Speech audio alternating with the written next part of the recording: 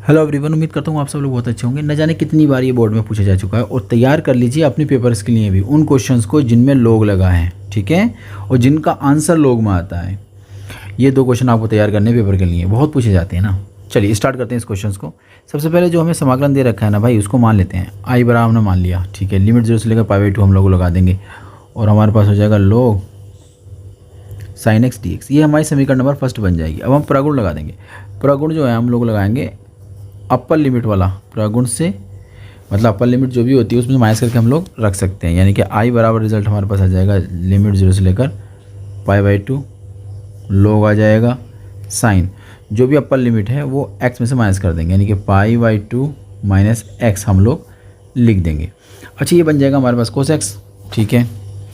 आई बराबर लिमिट 0 से लेकर π/2 log cos x dx।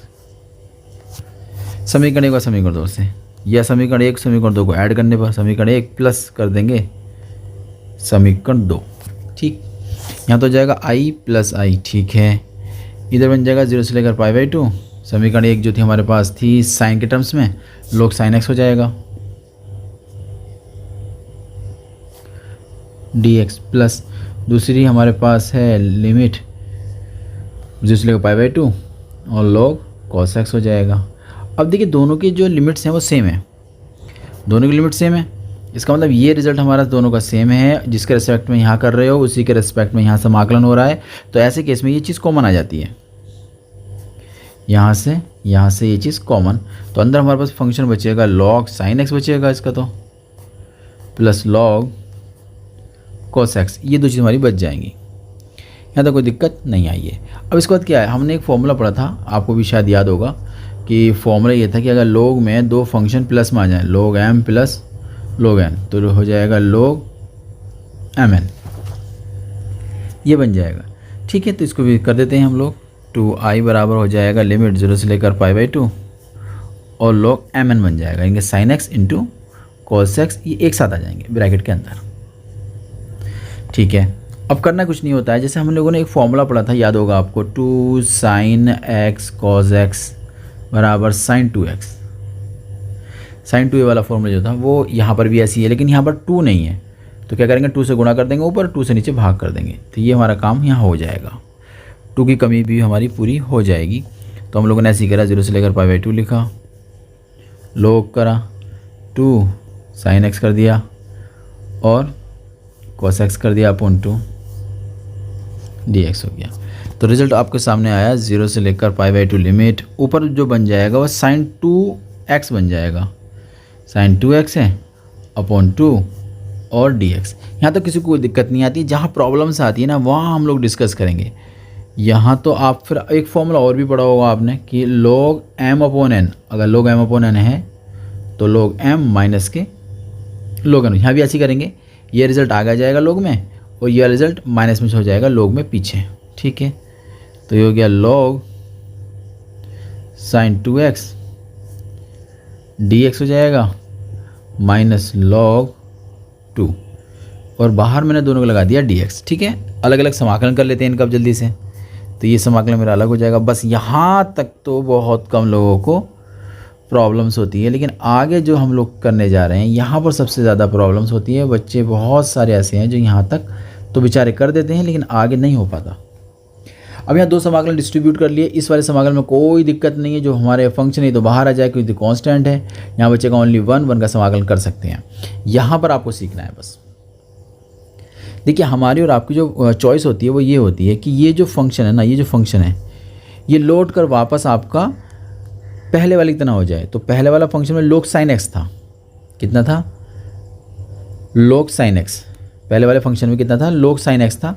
तो sin x था तो यहाँ एंगल 1 था, ठीक है। लेकिन यहाँ एंगल कितना है, यहाँ तो एंगल 2 है, तो इसका मतलब हमें पहले एंगल 1 बनाना पड़ेगा। तो हम लोगों ने क्या काम करा, इसको मान लिया, माना 2x बराबर t, तो 2dx बराबर हो जाएगा dt, तो dx बराबर हो जाएगा dt अपॉन 2। अब फंक्शन हमारा t में चेंज हो रहा है सारा, तो हमें चेंज करनी पड़ेगी लिमिट।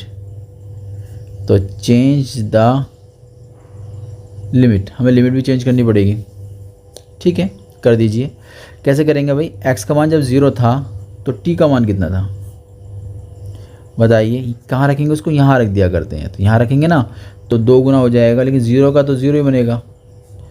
जब x बराबर अपर लिमिट कितनी थी पाई बाई टू था, तो टी का मान कितना हो जाएगा 2x कर देंगे ना, यहाँ पर यहाँ क्या था 2x था, तो 2x x आ जाएगा पाई बाई टू, ये इससे कट जाएगा, ओनली बचेगा आपका पाई, तो 0 से लेकर पाई आ जाएगा। ठीक है, लिमिट हमारे पास आ चुकी है, हमारे पास आया i बराबर समाकलन 0 से लेकर पाई। ठीक, कोई दिक्कत। अब log आ गया है साइन, और जहाँ 2x माना था वहाँ जाएगा साइन t, और जहाँ हमारा dx था वहाँ जाएगा ये वाला, तो dt/2 माइनस। अच्छा, इसमें तो हम लोग जानते हैं कि भैया ये जो log है कांस्टेंट बाहर निकल कर आ जाएगा, ये तो यहाँ तो बाहर आ जाएगा log2, समाकलन में रह गया ओनली 1। ठीक है, कोई दिक्कत यहाँ तक नहीं आई है, बस यही आपको सीखना था, और बाकी तो इसमें कुछ नहीं बचा। अब हमने इसका 2 को जो था ना बाहर निकाल दिया, तो 1/2 लिख दिया आगे, log हो गया साइन t होगी और dt हो गया, ऊपर आ जाएगा पाई। यहाँ तक कोई दिक्कत हमें नहीं आई। अब हम समझते हैं आगे, माइनस log 2 1 का समाकलन हम सब जानते हैं x होता है, लिमिट 0 से लेकर पाई/2 हो जाएगी। ठीक है, अब यहाँ जो है ना हम लोगों ने देखा कि ये t में आ गया, लेकिन हमारा फंक्शन जो है वो था x में, तो एक प्रगुण है वो कहता है कि चर को अगर चेंज कर दें, यानी कि जो चर होते हैं ये, उसको अगर चेंज कर दें तो कुछ भी चेंज नहीं होता, ना लिमिट चेंज होती है ना फंक्शन। तो 0 से लेकर पाई लिमिट वही रहेगी, log में फंक्शन है log में रहेगा, बस जहाँ t था वहाँ कितना हो जाएगा x हो जाएगा। अच्छा, यहाँ देखो log 2 हो जाएगा, अपर लिमिट लगाएंगे तो पाई/2 माइनस का 0, तो 2i बराबर हो जाएगा 1/2। ठीक है, अच्छा यहाँ थोड़ा सा काम और भी करना पड़ता है हमें। क्या करना पड़ेगा भाई, कि जो हमारे पास यहाँ फंक्शंस है तो उसमें हम लोग देख पा रहे हैं कि इंटीग्रल जो पूरा हमारा बना है 0 से लेकर पाई लिमिट के साथ है log sin x, यही हमारा यहाँ पर दे रखा है 0 से लेकर पाई/2 है log sin x, मतलब बस लिमिट जो है हमारी पाई/2 हो गई है, यहाँ पाई लिमिट है। तो यहाँ पर एक प्रॉपर्टी लगा देते हैं हम लोग, बहुत फेमस प्रॉपर्टी, याद रखिएगा। ये प्रॉपर्टी अगर लगा दी जिस क्वेश्चन में, वो क्वेश्चन इंपॉर्टेंट हो जाता है। तो प्रॉपर्टी जो है ये वाली लिमिट वाली प्रॉपर्टी 6 के नाम से फेमस है ये, तो लिखना नहीं होता है 4 5 6 ऐसा कुछ भी, बस प्रॉपर्टी लगा दिया आपने। तो ये प्रॉपर्टी जब भी लगाई जाएगी तो समझ लो वो क्वेश्चन आपका इंपॉर्टेंट है, मोस्ट इंपॉर्टेंट, तैयार ही करना है वो। क्या होती है प्रॉपर्टी में बहुत आसान तरीका है कि भैया लिमिट में जो आपके अपर लिमिट हो उसमें 2 से डिवाइड कर दो, आगे 2 से गुणा कर दो, और सब कुछ ऐसे ही रहने दो। इसका मतलब ये वाली जो प्रॉपर्टी है ओनली किस पर अप्लाई की जाती है, लिमिट पर। तो लिमिट में छेड़छाड़ होती है, ओनली फंक्शन हमारा ऐसी का ऐसी रहता है। ये 2 से 2 कैंसिल हो जाएगा, 2i बचेगा। अब देखना कितना प्यारा सा फंक्शन आ गया, 0 से लेकर पाई/2 बचा, log बचा, साइन x हो गया और dx हुआ, ये हो गया पाई/2 और log 2। आपको ऐसे नहीं लग रहा जैसे ये मेरा i है ना, तो ये तो मेरा i बन गया। समीकरण 1 में देख लीजिए, समीकरण 1 जो बनाई है ये तो बनाई थी हम लोगों ने, तो समीकरण 1 में हमारी क्या है, log sin x है, dx है, और लिमिट 0 से लेकर पाई/2 है। सेम टू सेम यहाँ भी तो ऐसी बनाया ना, तो ये तुम्हारा i बन जाएगा पूरा। बचा कितना, ये पाई/2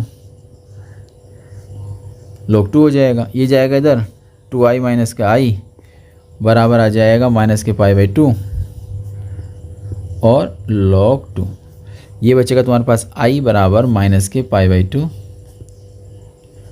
log 2। इसका आंसर ये भी आ जाता है। कभी कभी प्रूफ कराने के लिए कुछ और भी पूछ लेता है, वो कह देता है कि आप जो माइनस आगे लगा रहे हो तो वो log में जो वैल्यू है उसको ऊपर ले जाइए। होता क्या है कि m और log n वाला केस, यानी अगर जो भी आगे नंबर होता है वो कहाँ चला जाता है, n की पावर में चला जाएगा। तो यहाँ पर भी क्या है, हम लोगों ने सिर्फ माइनस को लिया है, तो माइनस हमारा यहाँ आ जाएगा, तो ये रिजल्ट बन जाएगा पाई/2 और log 1/2। तो उम्मीद करता हूँ ये क्वेश्चन आपकी समझ में आ गया होगा। हम लोग मिलते हैं नए क्वेश्चन के साथ।